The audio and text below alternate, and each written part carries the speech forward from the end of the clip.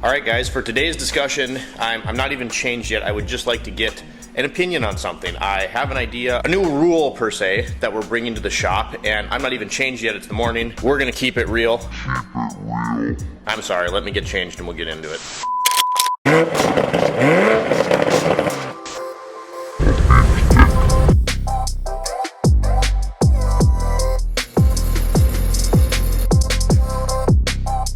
Alright, there we go, ready to roll. I did actually get stuck in my shirt. Yeah, we don't have to talk about that. Anyway, we're ready to go. I'm not even going to set you down for this one. I'm on a roll. I got lots of stuff to do today. But what I wanted to talk to you about is mechanic shops, and this is something that I'm going to try out, and I know a lot of detail shops do that, which is, you know, a different part of the automotive industry. But I'm running deposits now, non-refundable deposits to book your appointment. And we've talked about this before, but there is a huge, difference in the way that the culture of an independent shop is run versus the dealership and, all that kind of thing. It's both auto repair, but they're just run vastly differently, and there's different goals. So to get started here, we're gonna have to talk about a very disgruntled customer that I had. I'm gonna change the names. I'm also going to change the scenario of the repair just to, keep them out of it. But the premise and the way things are laid out, the way things were handled, the way things were communicated is going to be spot on exactly what happened. So let's just say instead of it being a water pump, I'm gonna pretend it's a brake job. And instead of being Sarah,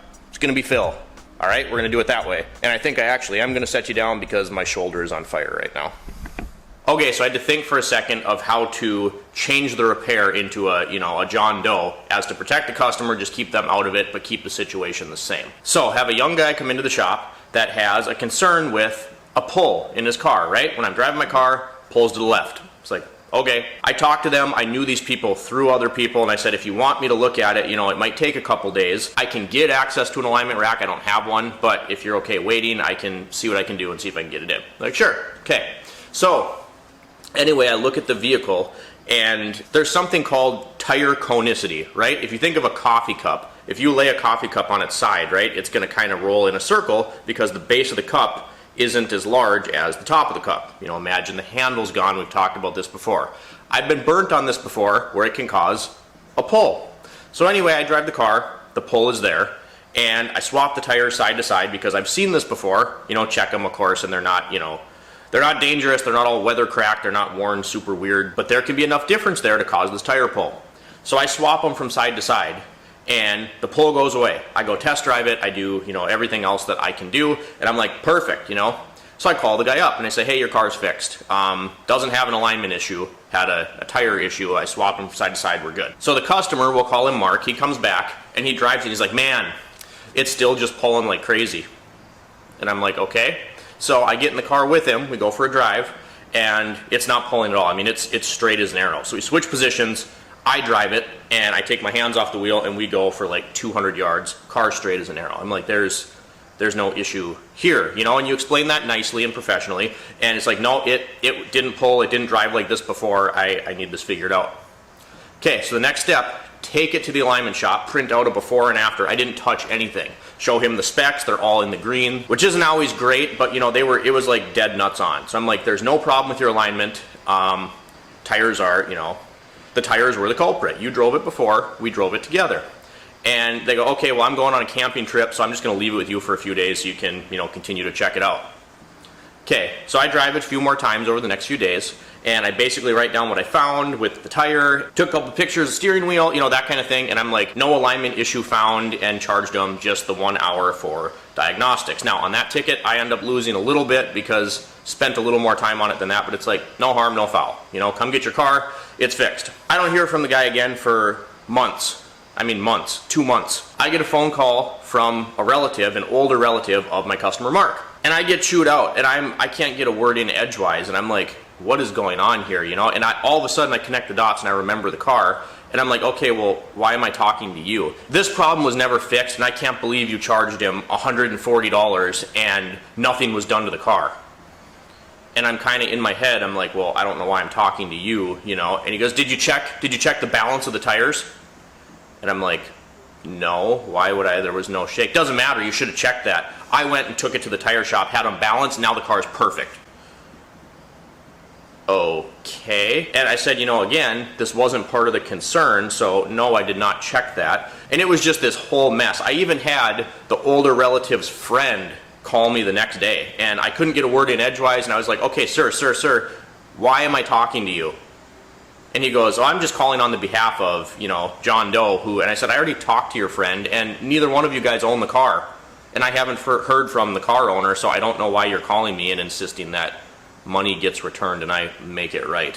Right? And my whole point in this story, because it was absolutely insane, my whole point is that relatives seem to think, different cultures, independent auto repair versus dealership. The dealership, you're going to get this big fancy checklist, and the reason for that is because they're trying to sell you every bulb and every nut and bolt and upsell you all these services that, that's how they make their money, under the premise that they're checking everything for you. And it's a culture difference. I'm like, no, I didn't check, these certain things. If you want that done, bring it to the dealership. It's going to be twice as expensive. So the thing that I am trying, and me being a one-man show, I set everything by appointments. I have 2 hoists, I'm one guy, I set appointments for absolutely everybody, right? So the schedule usually is consistently a week or 2 booked out.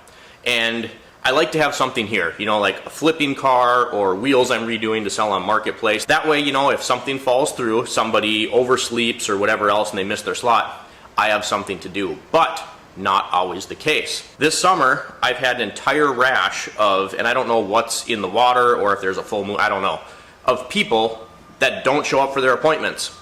And I've had just the craziest excuses, well, do you have a rental car? And I'm like, no. Well, if I drop my car off, I need to get to work. And I'm like, it's 2026. You call an Uber, get a taxi, have a friend bring you. I mean, people deal with this all the time. I understand it's an inconvenience, but if you need it done, you need it done. Right? So we've dealt with that. I had one instance where, usually I have this automated text that I send the night before just to make sure that everyone gets to their appointment, everything is communicated properly. And so I send that text, and the next morning I get a response back, and it goes, oh yeah, so actually I have a work training thing to go to at 11, so I'm not coming. When can I come next week? No, it doesn't work like that. I had another instance, and I'm just going to say this because I really don't care. This is rude, this is unacceptable, but the guy actually texted me the day of his appointment, an hour and a half beforehand, and said, hey man, I'm not going to make it there. My dog had puppies last night. I got 14 of them, yay! And it's like, okay, well, if your dog was super pregnant, maybe you should have figured out a different way to get your car to the appointment that you booked, And then he actually called me later that day to apologize and was like, hey, if I drop it off, I realize I missed my appointment. Can I just leave it there for a week and then you can kind of fit it in when you need to? Great. I love cars like that because, again, you get something done faster than you think, or, something pops up, or you're waiting on parts. You have something else to work on. I said, yeah, and, I usually give people, a chance. Was I irritated by the puppy thing? Absolutely. But it's like, okay, I'll give you one more chance. Never shows up, never drops the car off. A week later, I get another phone call. Hey man, I'm really sorry, and I'll drop it off this week, and same thing, you can just do, I just want it looked at, you can do whatever you're gonna do. I'm like, all right, cool. So this is the 3rd time. Never shows up again. And I'm like, you know what, you're fired. You're fired as a customer. And I sat down and wrote out a message, and when people book an appointment, and obviously it's a case-by-case basis, customers that have been coming to me for years, I'm not gonna do this to, but what the message says is this. One second, I'll read it to you. If you'd like to confirm that appointment, Shop Policy is a $100 non-refundable deposit that gets credited towards your repair and or diagnostics upon receiving the vehicle / arriving for your appointment. Payments can be made via credit card over the phone. You can drop off cash or via my Venmo business account. Blah, blah, blah. Okay, so reason for that is now when people don't show up, because like I said, in the last, let's say it's the last month period, I've had 8 customers that have done this, and it's like, okay, well, now if you don't show up, right, that $100 is going to go towards the $140, which is the first hour of diagnostics, or if you're just doing maintenance, it'll get credited towards that maintenance, right? So this way, if you don't show up for an appointment, I don't get burnt. And people don't understand. Again, there's a culture difference between independent auto repair, the dealership, but even particularly here, it's a small operation, it's just me. If you don't show up and I have an appointment the next day, it's not like you can just drop your car off the next day. I mean, this severely messes up the entire thing. And like I mentioned, a few of these examples, people are canceling the same day or just not showing up at all. Well, I can call my will call list, but a lot of times on the same date, people just, they can't make it work. It's too short notice. So now I've missed my appointment and I have nothing to do. I mean, I can always clean and work on back end stuff, but I'm actively losing money because I made no money that day. This place is small, but it costs money every single day to run. I've budgeted out and I could tell you exactly how much money it takes to have the lights on and the door open every day. So it's not even that you're not making money, it's that you're actively losing money when people don't show up for their appointments. So that's my question. It's like, if you're in the automotive industry, are you doing this? And it actually has already benefited me. That message I read, the text on my phone, was actually the first one I sent to a customer, and they were very understanding. It's something I've implemented in the last couple weeks, and it's actually saved me a couple times. You know, one, I think it makes people plan better, you know, because in their brain they've already spent $100. They're not going to forget about their appointment or, you know, be inconsiderate and not show up. It kind of says that I'm not messing around. You're not going to inconvenience me, because now if you don't show up, at least I got your $100, right? So I don't know. I just wanted an opinion on this. And of course, I've had situations where, bless this guy's heart, but this spring I actually had a customer with a Subaru that didn't show up, and naturally my reaction was to be upset. And it ended up that he was in the hospital. Right? So he just didn't show up, and like an hour goes by and he calls me and he's like, I'm so sorry, I fell and broke my leg. I'm in my hospital bed. I can get my mom to try to. I said, dude, it's fine. I appreciate you letting me know. Just focus on you and get better. So situations like that are excluded from this. But if you're just inconsiderate and quite frankly rude, and you're going to waste my time, this is a level of protection for me and for the business. Because at the end of the day, I'm here to make money. I got to eat too, and I'm tired of getting my time wasted. So that was the question I had for you. One, you know, if you're on the consumer side of things, how do you feel about this? Do you understand it? And if you're on the shop ownership side of things, would you do this? Is this something you're already doing? Again, this is something I've seen detail shops do for quite a while. Haven't really seen it so much on the automotive repair side of things, but I was just curious, and so far seems to be working for me. If you guys enjoy these types of discussion videos, drop me a comment down below, like and subscribe if you've not already. And as always, thanks for watching. We'll catch you next time.